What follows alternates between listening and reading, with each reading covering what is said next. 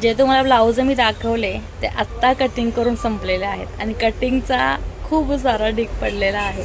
अगोदरचे जे ब्लाऊज आहेत ते 4 ब्लाऊज पेंडिंग आहेत अगोदरच्या कटिंगमधले. हे पहा, हे 4 ब्लाऊज पहिल्यातले कटिंग आहेत, प्लस आत्ता जे मी तुम्हाला 10 ब्लाऊज दाखवले त्यातला हा एक आहे, 1 2 एक कटिंग व्हायचं आहे. इकडे मला एक कपडा पडला आहे, हा कटिंग व्हायचा आहे. आणि इकडे हे कटिंग झालेले आहेत, हे 7 आहेत.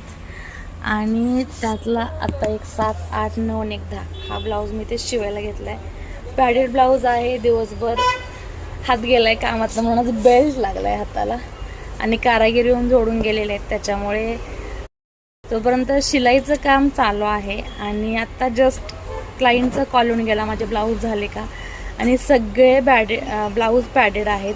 प्रिन्सेसमध्ये आहेत, 1 टक्समध्ये आहेत आणि ट्रिपल अस्तर पॅडेड ब्लाऊज सगळे आहेत. नवरीचे ब्लाऊज आहेत, नवरीच्या बहिणीच्या कलवरीचे ब्लाऊज आहेत आणि सगळ्यांना हे अशा साईजचे पॅड लागतात. ह्याच्यामध्ये प्रत्येक साईज वेगवेगळी असते. तर आता ही साईज जशी होईल तशी ॲडजस्टमेंट करावी लागते.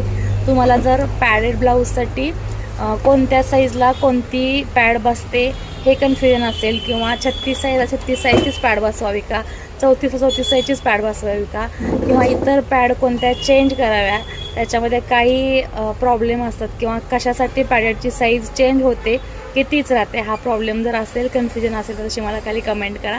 वेळ मिळाला की नक्कीच तुम्हाला तसे व्हिडिओज मी शेअर करत येईल. पण त्याच्यासाठी 100 कमेंट्स क्रॉस झाल्या पाहिजेत की पॅडेड ब्लाऊजला कन्फ्युजन आहे म्हणून, तेव्हा तुम्हाला तो मी व्हिडिओ शेअर करणार आहे. सो असेच व्हिडिओ आवडत असतील तर लाईक शेअर फॉलो करायला विसरू नका. इंस्टा पेज आणि फेसबुकला आणि यूट्यूबला सबस्क्राईब करायचं आहे.